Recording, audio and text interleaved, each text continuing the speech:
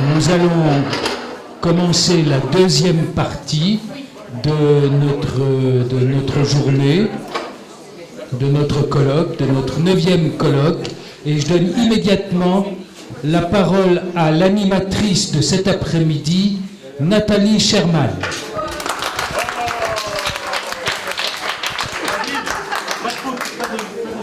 Merci à tous. C'est un plaisir vraiment pour moi d'être ici avec vous, d'avoir été invitée par Jacqueline Rébibeau et le Bnei Brit à présenter et modérer ce débat avec un panel très prestigieux. Je vais venir sur chacun d'entre eux dans un moment. Vous avez entendu ce matin parler des problèmes auxquels Israël doit faire face, les problèmes de diffamation, de délégitimation. Maintenant, j'ai une bonne nouvelle pour vous. On va évoquer les solutions en parlant de la riposte. Comment s'articule-t-elle ? Sur quel plan peut-on riposter ? Qu'est-ce qui a été fait ? Qu'est-ce qui va se faire ? Donc, dans ce panel, nous avons 5 intervenants que je vais vous présenter vite fait. Et ils vous diront ce qu'ils ont fait, ce qu'ils vont faire, quels sont leurs projets. Nous espérons sortir de là avec quelques solutions et de l'optimisme. Alexandre Feigerbaum, tout à ma droite, est militant antiraciste de longue date, membre du Bnei Brit depuis 30 ans. Vous devez le connaître, en tout cas pour certains d'entre vous. Ancien chargé de mission contre l'antisémitisme au Bnei Brit de France entre 2000 et 2005, il a mené des actions diverses, allant de l'organisation de manifestations à des stages de formation pour enseignants, leur apprenant à connaître le monde juif. Il a publié un livre en 2014 pour une charte du respect, 10 propositions pour combattre le racisme anti-juif. Il est chimiste de formation et directeur de recherche. Il va nous parler des interventions diplomatiques israéliennes récentes en matière de Hasbara et poser la question cruciale: est-il utile d'informer l'opinion publique ? Et si oui, comment ? Alors, je vous présente les autres avant de donner la parole pour que vous sachiez qui il y a ici. Carole Muriel, à ma gauche, est directrice de l'ADL à Jérusalem, de l'Anti-Defamation League. Elle est titulaire d'un MA en arabe de l'Université hébraïque de Jérusalem. Elle travaille au sein de l'ADL depuis 14 ans. Avant d'être directrice du bureau israélien, elle était en charge du projet d'analyse des médias du Moyen-Orient pour l'ADL. Elle a également travaillé au sein du ministère des Affaires étrangères et au Centre Shalem. Carole Muriel va évoquer pour nous les moyens mis en œuvre par l'ADL pour lutter contre la diffamation de l'État d'Israël en tant qu'entité juive, vu que c'est aussi dans sa judéité que l'État d'Israël est attaqué. Emmanuel Narshon, à la gauche de Carole Muriel, est porte-parole du ministre des Affaires étrangères. Alors les informations, je les ai trouvées en allemand, donc j'espère que vous me corrigerez si je me trompe. Toute l'information était en allemand sur Internet. Il a réalisé des études de droit à l'Université hébraïque de Jérusalem. De 1994 à 1996, il a été second secrétaire de l'ambassade d'Israël à Caracas, au Venezuela. Par la suite, Emmanuel Narshon a été responsable des relations de la délégation israélienne auprès du Parlement de Bruxelles. En 1999, il intègre le ministère israélien des Affaires étrangères. En 2002, il est l'émissaire de l'ambassade d'Israël à Ankara. En 2009, il est envoyé à Berlin comme chargé d'affaires. Il est aujourd'hui porte-parole du ministère des Affaires étrangères. Et il va donc nous parler, il va partager son expérience de lutte contre la légitimation dans le cadre du ministère des Affaires étrangères, en réaction à ce que les autres auront dit également. Mordechai Rothgold, à gauche, est directeur de l'information et des médias au ministère des Affaires étrangères également. De 2000 à 2002, il a été directeur adjoint de la maison diplomatique de l'ambassade d'Israël en Suisse. De 2002 à 2006, c'est pas ça ? Je vous froncer le sourcil. De 2002 à 2006, directeur adjoint de la division économique Europe au ministère des Affaires étrangères. En 2007-2008, directeur du département économique et scientifique de l'ambassade d'Israël en Italie, cette fois. De 2008 à 2011, conseiller au département économique au ministère des Affaires étrangères. Sur la base de petits films, Mordechai Rothgold se propose de nous présenter les 2 volets de la riposte, l'utilisation de supports visuels à des fins de contre-terrorisme, mais aussi pour promouvoir une vision positive d'Israël. Et Marco Sarabia, à ma droite, est délégué au Congrès sioniste mondial, agriculteur au kibbutz Tsouba et chercheur. Il est né à Tunis et a grandi à Montpellier. Il a fréquenté les EI pendant 7 ans, a été parmi les fondateurs de la radio juive et du festival du film juif à Montpellier.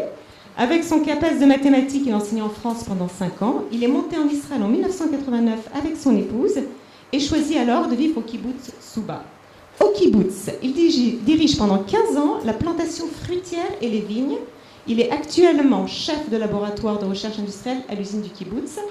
Et donc, il va évoquer les moyens de surmonter le boycott dans les domaines de l'agriculture et de l'industrie et de son expérience très concrète face au BDS. Les interventions sont limitées à 10 minutes afin de faire place, dans un deuxième temps, au débat. Donc, je donne la parole à Alexandre Feigerman qui va projeter quelques diapositives. Est-ce que tu veux te mettre ici, Alexandre? Tu seras, je pense, peut-être... Je vais descendre, simplement. Ok. Je suis très heureux de participer à cette table ronde. D'abord parce que le Bnei Brit, la loge Robert Gamzon, organise des colloques qui sont absolument essentiels et qui traitent de questions extrêmement importantes. Et donc, je suis très content de pouvoir parler ici. Et aussi parce que je vois que j'ai à la même table ronde que moi des intervenants extrêmement prestigieux et intéressants. Juste une rectification, je ne me permettrai pas de parler de diplomatie israélienne, je parle simplement de France, de ce qui se passe en France, et on m'a demandé de parler de la riposte. Alors ce matin, on a vu une situation complètement déplorable, catastrophique même, et on pourrait se demander s'il est utile de riposter. Qu'est-ce qu'il y a encore à faire? Est-ce que le son est bon là? Oui, c'est bon. Okay. Donc est-ce qu'il y a encore quelque chose à faire? Je pense qu'il faut absolument riposter, répondre et riposter, c'est pas la même chose, mais répondre et riposter parce que même s'il n'y avait pas de juifs en France, ça serait important de lutter contre la haine d'Israël, la haine contre Israël. Donc je pense que cette riposte reste essentielle et importante et je vais essayer de vous proposer très modestement quelques pistes. Alors je travaille actuellement dans le cadre de 2 structures. D'une part, l'association Bnei Brit à Tikva, qui collabore avec la loge Robert Gamzon depuis de nombreuses années, et une structure qui est nouvelle, qui s'appelle SDB. Alors SDB, vous remarquez que ça ressemble à quelque chose dont on parle beaucoup, BDS, et effectivement, SDB inverse BDS, SDB inverse la démarche de BDS, ça veut dire sanctionnons les désinvestisseurs et les boycotteurs. Nous allons les sanctionner. Voilà ce que ça veut dire. Et c'est le sens de la riposte et des approches que je vais vous proposer. Alors, si on parle de... Si vous voulez, mais je ne sais pas faire. Donc, si on parle de riposte...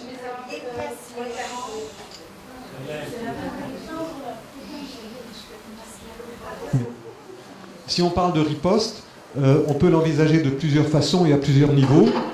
Je crois que je vais devoir bouger. On peut l'envisager de plusieurs façons. On peut s'adresser au président de la République, au gouvernement, aux partis politiques. Et ça, c'est quelque chose que font en fait des grandes associations comme le CRIF, la Fédération France-Israël, l'Association France-Israël, etc., BNVCA, l'ICRA, connaissent des membres du gouvernement personnellement, ils entretiennent des relations et c'est leur travail, c'est leur mission de discuter avec des politiques. Mais si vous regardez la stratégie qu'a une organisation comme BDS, BDS va agir non seulement par du lobbying à ce niveau-là, au niveau des politiques, BDS va également agir sur les médias et l'opinion publique. Et si nous voulons vraiment être efficaces, il faut aussi aborder ces terrains-là, le terrain de l'opinion publique, le terrain des médias. Il faut que notre riposte englobe ces échelons-là.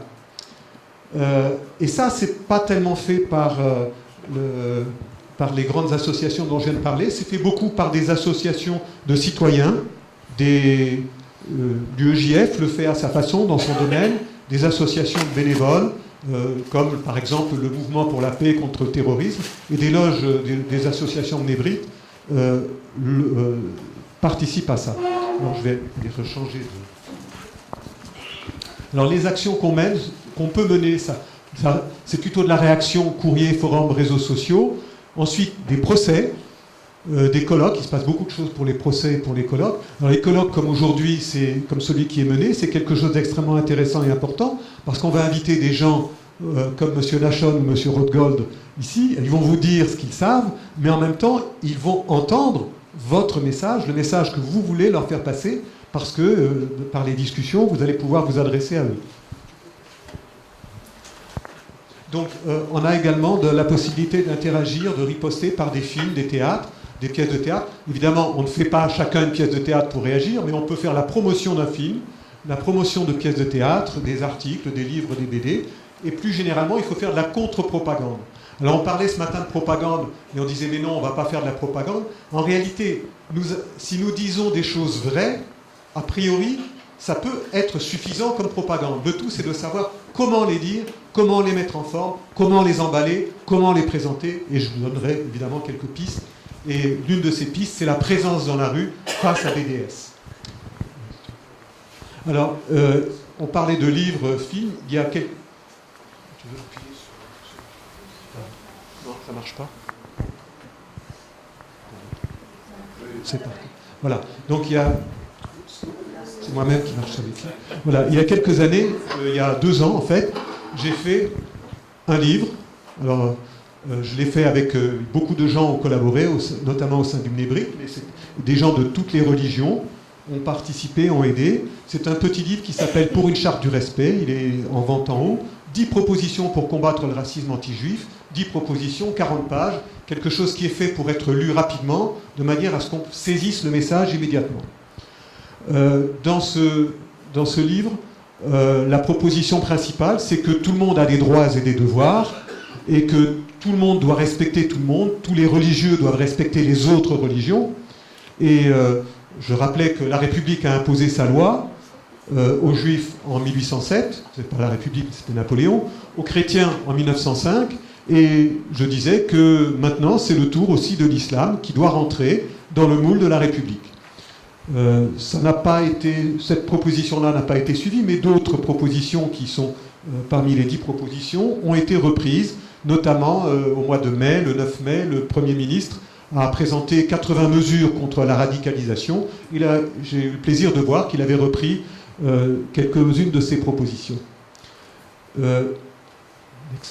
Voilà. Alors, dans la riposte, voici un exemple de ce qu'on trouve. Vous voyez que ce sont des militants de BDS, et l'une des façons que nous avons actuellement et qui marche bien, et le Mnébrit, l'association Mnébrit à Tikva est impliquée là-dedans. Et avant de venir, j'ai contacté Maître Bakouche, qui est l'un des principaux avocats qui porte plainte contre BDS. Il y en a d'autres, bien sûr, mais lui est l'avocat du BNVCA, des associations Mnébrit Ben Gourion et l'association à Tikva, qui est ma loge, Mnébrit. Alors, son sentiment est qu'effectivement, il y a des condamnations, puisque le boycott est interdit en France, mais ce sont des petites condamnations, c'est pas très fort, des petites amendes, enfin bon, mais quand même, il y a quelque chose. Par contre, un autre aspect sur lequel nous portons plainte très régulièrement, et là ça bouge beaucoup, je vous signale qu'actuellement à Paris démarre une manifestation place des Fêtes pour la libération de Ibrahim Abdallah, qui a tué 2 personnes en plein état d'urgence. Cette manifestation en plein état d'urgence contre le terrorisme, cette manifestation pour la libération d'un terroriste est autorisée à Paris. Donc il y a un problème de logique. Donc là, un certain nombre de municipalités communistes font campagne, et ils sont venus cette semaine en Israël, font campagne pour la libération de Marwan Barghouti, et pour qu'il soit nommé citoyen d'honneur de certaines villes. Donc là, on a mené des procès, et avec un certain succès, on a pu faire casser par des tribunaux administratifs les décisions des conseils municipaux. Là, c'est ce qui se passe. Voilà la façade de la mairie de Stein, et vous voyez que Marwan Barghouti est nommé le Mandela palestinien. Donc, on en est là, et voilà la situation qu'on a affrontée en France. Donc la riposte, encore une fois, ça a été, et là c'est l'OJE, l'Organisation Juive Européenne, une organisation qui existe maintenant depuis 2 ans, qui depuis octobre 2015, et mon association Mnébrit à Tikva, on est venu avec eux des fois, pour distribuer les tracts dans la rue. Et en octobre 2015, ils se sont mis devant un stand de BDS, Place de la République, et ils ont commencé à distribuer leurs tracts.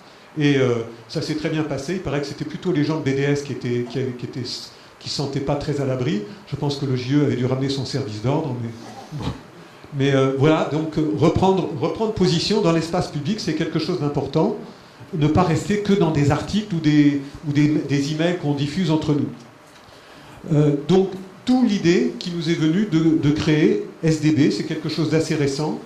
SDB, donc ce que je disais tout à l'heure, l'inverse de BDS, pour inverser tout. En fait, il ne s'agit pas de créer une nouvelle association parce qu'il y en a plein, mais simplement une coordination. Et actuellement, beaucoup d'associations sont en train de penser à nous soutenir. C'est simplement une plateforme. Alors, on est quelques-uns, c'est un petit nombre, 5-6 personnes, de tous horizons, toutes religions. Il y a des gens, notamment du domaine de la pub ou de l'infographie. Et notre but est d'être une plateforme de l'anti-boycott. Parce qu'en fait, si vous cherchez actuellement des informations contre BDS, où est-ce que vous les trouvez ? Pour avoir des informations d'avocats, savoir où on en est dans les procès, je suis allé voir les sites du BNVCA, de toutes ces associations qui portent plainte régulièrement, mais bon, il faut aller chercher, c'est vraiment impossible. Donc, il a fallu que je contacte des avocats pour savoir. Donc, l'idée est d'avoir une plateforme où on rassemble tout, on met tout en commun, les films, les dossiers, les photos, les vidéos. Les vidéos, ça marche beaucoup, l'infographie, même des BD, et en même temps, on propose des actions. Et je vais vous donner quelques exemples d'actions. Donc, des informations sur BDS, qui sont-ils, que font-ils, les démasquer, parce que souvent ces gens restent dans l'anonymat et croient qu'ils peuvent travailler anonymement contre Israël. Vous avez vu le PDG d'Orange, comment il a fait machine arrière quand il a été démasqué. Nos succès, nous avons des succès, mais on ne le sait pas suffisamment. Leurs échecs, ils ont des échecs. Et des propositions d'action en mettant en commun tous nos outils. C'est le but, mais je vous assure que ça sera quelque chose qui sera extrêmement utile et qui suscite vraiment de l'enthousiasme pour le moment au niveau des associations contactées. Donc pour avoir une riposte structurée, organisée, rapide, organiser des événements et puis mettre en commun des outils et répondre aux agressions et aux mensonges. Alors je reviens sur Barghouti. Voilà l'affichette que diffuse le Parti communiste. Vous voyez, ça c'est Marwan Barghouti qui lève les bras pour bien montrer qu'il est en prison en Israël. Et puis en arrière-fond, le Parti communiste a mis Nelson Mandela. Mais vous savez bien que Barghouti est en prison parce qu'il est responsable de plusieurs assassinats, alors que Nelson Mandela n'a tué personne. Au contraire, Nelson Mandela a fait la paix entre les personnes. Donc, ce que nous proposons, c'est, et ça va être réalisé bientôt, ça va être réalisé la semaine prochaine, c'est une contre-affichette, un fait, tout simplement, c'est que le véritable équivalent de Barghouti, c'est Abdeslam, Salah Abdeslam, c'est-à-dire qui était encore il y a quelques semaines l'ennemi public numéro 1 pour sa contribution au Bataclan. Donc, un collectif est en train de se constituer et on va diffuser ces affichettes. Bon, on a toujours le problème de financer la moindre action, mais donc on va constituer un collectif d'associations qui va diffuser cette affichette, ça va être envoyé aux parlementaires, etc. Vous savez même que Barghouti, des parlementaires belges, je n'ai pas eu confirmation, mais aurait proposé que Marwan Barghouti reçoive le prix Nobel de la paix. Voilà. Donc nous on veut faire contre-campagne avec cette image, avec cette véritable image. Donc voilà, prochaine diapo. Donc voilà ce que sera, alors, on m'a donné la maquette, ce que serait le site de SDB, avec un certain nombre d'images. Donc qui sommes-nous, qui sont-ils, des témoignages. Alors par exemple ici, vous voyez pas, mais je vous le dis, une employée de SodaStream raconte comment BDS m'a fait perdre mon travail. Vous voyez, donc des choses simples, des témoignages rapides. Un bandeau, alors là il y aurait l'événement de la semaine qui serait le colloque auquel nous participons aujourd'hui, organisé par la loge Robert Galzon. Et puis je montrerai en conclusion 2 thèmes. D'une part, nous proposons des journées d'action, et d'autre part, des réponses rapides. Alors dans les journées d'action, tu veux bien mettre la suivante ? Voilà.